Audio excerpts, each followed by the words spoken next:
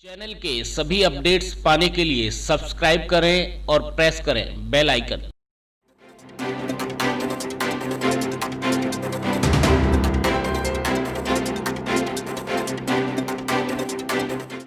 नमस्कार, मैं हूं अनंत कौशिक। आप देख रहे हैं ब्रेकिंग न्यूज़ दिल्ली एनसीआर। हम मौजूद हैं द्वारका सेक्टर 18 में। हमारे साथ मौजूद हैं योगेश गुप्ता, यहाँ के प्रसिद्ध समाज सेवक हैं। समाज से जुड़े जो तमाम काम हैं उनको करते हुए हमेशा सबसे आगे देखे जाते हैं। योगेश जी, बहुत बहुत स्वागत है आपका। जी, आपका भी। क्या कुछ कहेंगे योगेश जी, जिस तरह से कोरोना का काल जो है वो बीता, उसके बाद केसेस की जो संख्या थी वो एक दफ़ा कम होनी शुरू हुई और अब दोबारा से फिर एक बार केस बढ़ने लगे हैं। कहीं ना कहीं हम लोगों ने जो सावधानियां थीं उनको शायद छोड़ दिया है। बिल्कुल, इसमें मूल कारण दो हैं। सबसे बड़ा कारण क्या है कि जो हमारे अंदर कोरोना के प्रति दहशत थी, एक तो वो दहशत लोगों में कम हो गई है और आज जो अवेयरनेस है वो इसलिए ज़्यादा है कि जो 2 महीने आदरणीय प्रधानमंत्री जी ने डाउन लॉक रखा और उसके अंदर सब लोगों को एक रहा कि भाई कोरोना जैसी महामारी से बच के रहना है, उसका परिणाम आया कि थोड़े दिनों बाद केस कम हुए। लेकिन अभी क्या है, लोग घर से निकल रहे हैं, कोई काम नहीं है तो वॉक के लिए निकल रहे हैं। इस तरह की लापरवाही है कि अब हाथ भी धोना छोड़ दिया लोगों ने। वैसे हालांकि सरकार ने मास्क लगाना अनिवार्य कर दिया है, लेकिन हैंड वॉश करना कुछ लोग भूल जाते हैं और कुछ लोगों की वजह से बहुत से लोग उसको सफ़र कर रहे हैं। इसलिए ये कोरोना फिर से बढ़ा है, लेकिन मुझे भारत सरकार पर विश्वास है कि वो जल्दी इसको कंट्रोल करेगी और जल्दी इसकी वैक्सीन आने वाली है और भगवान ने चाहा तो दिसंबर तक इस सब का इलाज हो जाएगा। योगेश जी, मैं बात करूं समाज की जो तमाम सेवाएं हैं, समाज से जुड़े हुए जितने कार्य हैं, विभिन्न मंचों पे जाके आप उनको करते हुए देखे जाते हैं। इस बार लगता नहीं कि रामलीला जो है वो हो पाएंगी। रामलीला जो द्वारका की थी उनमें भी आप जुड़े रहे, लगातार जो अपनी सेवाएं हैं वो देते रहे। तो किस तरह से देखते हैं कोरोना की वजह से भगवान राम की जो लीलाएँ थी वो इस बार लोग मेरे ख्याल उनका आनंद नहीं ले पाएंगे? देखिए, ये राम की मर्जी है, ये द्वारकाधीश की नगरी है, हो तो वही जो राम रच राखी। अगर भगवान राम ने रच रखा होगा, उनकी लीला दिखानी है तो ज़रूर दिखाएंगे। दिल्ली और देश में आज हमारे द्वारका का नाम रामलीला में सबसे ऊपर है। देश के प्रधानमंत्री ने भी यहाँ पे रामलीला देखने आए, तो हम लोग इसमें प्रयास करेंगे कि हम रामलीला दिखाएं। बाकी तो राम जी की मर्जी है कि राम जी चाहेंगे तो ज़रूर करेंगे, उनके बगैर तो कोई पत्ता हिलने वाला है नहीं। योगेश जी, कोरोना का जो समय रहा, लॉकडाउन का जो पीरियड रहा, आपने भी आगे बढ़ चढ़ के लोगों की सेवा की, तमाम जो सूखा राशन इत्यादि था वो लोगों के घरों तक पहुंचाया। अब किस तरह से देखते हैं कोरोना के बाद में जो द्वारका उपनगरी है, बड़ी गगनचुंबी यहाँ पे इमारत हैं, समर्थ यहाँ पे लोग हैं, किस तरह से उनका जीवन काल है, किस तरह से परिवर्तन आए हैं? भाई साहब, अब तो पूरा जीवन काल और सब कुछ बदल ही गया है। सब चीज़ें आज के दिन ऑनलाइन हो गई हैं। आज कोई भी चीज़ के लिए आपको बाज़ार जाने की ज़रूरत नहीं है। अगर कोरोना से बचना ही है तो हर चीज़ का इलाज है। आज हर चीज़, यहाँ तक कि मैं आपको दिल से बताऊँ, यहाँ नाई तक, हेयर ड्रेसर भी, आपके ब्यूटी पार्लर भी, आपका राशन का सामान, आपका दूध, आपके कोई ऐसा सामान नहीं जो ऑनलाइन नहीं मिलता हो। अगर आपको सावधानी रखनी है तो उन सामान को आप ऑनलाइन मंगवा सकते हैं। रही कि क्या बदलाव आए, बदलाव भाई से जो भाई गले मिलता था वो आज नहीं मिल पा रहा है। जो मज़ा हाथ मिलाकर गले लगाने में आता था वो नहीं लग पा रहे। कोशिश करते हैं लगने की तो डरते हैं कि कहीं कोरोना ना हो जाए। तो ये बदलाव तो आए हैं और ये बदलाव कब तक रहेंगे, ये प्रभु की मर्जी है। गुप्ता जी, प्रॉपर्टी से आप जुड़े रहे हैं, प्रॉपर्टी से तमाम जो डीलिंग हैं वो आप कराते रहे, इस सब पे आपकी अच्छी पकड़ भी है।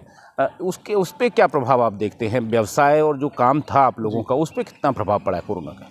देखिए, अगर पूरे भारत की बात करें तो मैं कहूँगा कि हम जीरो नहीं, हम खड्डे में चले गए हैं। और भारत ही नहीं, पूरा विश्व आज बहुत ही आर्थिक स्थिति में कमज़ोर है और हर जगह बहुत हज़ारों लाखों लोगों की नौकरियां जा रही हैं। जिन लोगों की नौकरियां जा रही हैं उनसे पूछो, जिन लोगों को 2-2, 3-3 लाख, 4-4 लाख, 5-5 लाख रुपए तनख्वाह मिलती थी, आज वो बेरोज़गार हो गए। इतना बुरा हाल हो गया है कि जिसको बताने में भी मैंने बहुत से लोग देखे हैं। हमने कोरोना काल में खूब गरीबों को राशन बांटा है। आज देश के प्रधानमंत्री ने कई हज़ार करोड़ रुपए गरीबों के लिए, बेसहारों के लिए, किसानों के लिए, बेरोजगारों के लिए उन्होंने देने की बात की है। लेकिन मध्यम वर्ग जो है आज पिछड़ा, मध्यम वर्ग पिछड़ा है। ना वो किसी का आगे हाथ फैला सकता, ना मांग सकता, ना रोक कर दिखा सकता। आज मध्यम वर्ग पिछड़ा है। मैं तो आपके टीवी चैनल के माध्यम से कहूँगा कि सब लोग सावधानी बरतें।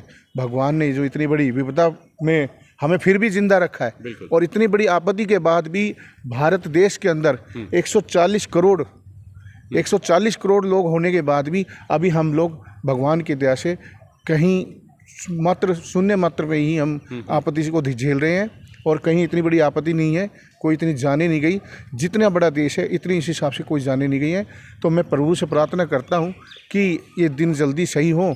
और प्रॉपर्टी की बात, प्रॉपर्टी तो पूरे देश में ही डाउन है, लेकिन हम खुद खुशकिस्मत हैं कि द्वारका कभी डाउन नहीं हुई। जब नोटबंदी थी तब भी लोग बोलते थे कि द्वारका प्रॉपर्टी डाउन हो जाएगी।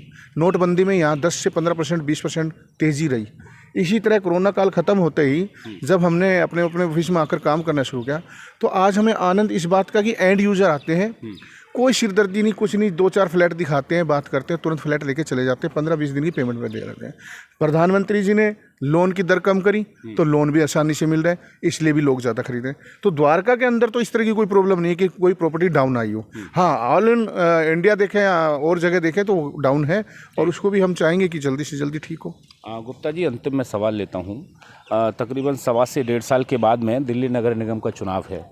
आप भी लगातार सोशली तौर पे बहुत ज़्यादा एक्टिव रहे हैं। क्या टिकट की इच्छा मन में पाल के रखी है कि आगामी जो चुनाव है उसमें कोई टिकट जो है किसी भी पार्टी से क्या आप मांगने वाले हैं? क्या चुनाव लड़ने की कोई योजना है? क्योंकि ऐसी जो चर्चाएं हैं वो बाज़ार में हैं। देखिए, सबसे पहले तो किसी भी पार्टी से चुनाव लड़ने की बात वो तो सोचना ही मत। अगर पहली बात, मेरी चुनाव लड़ने की कोई इच्छा नहीं है, सच्चाई है।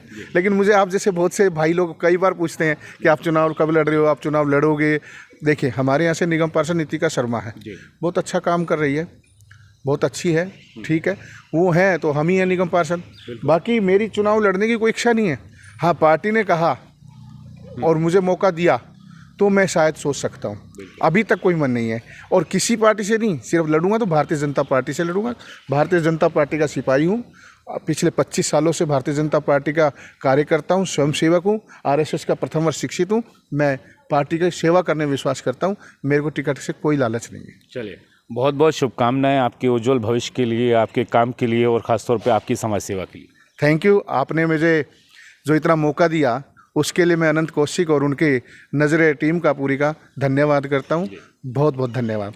बहुत बहुत धन्यवाद योगेश गुप्ता। तमाम जो सब्जेक्ट्स थे उन पर प्रकाश डालते हुए, द्वारका के बारे में बताते हुए, प्रॉपर्टी में कोरोना काल के बाद किस तरह से तेज़ी और मंदी आई है उसके बारे में बताते हुए, और द्वारका में आज किस तरह के हालात हैं इस सब के बारे में बताते हुए, सहयोगी विजय त्यागी के साथ मैं अनंत कौशिक।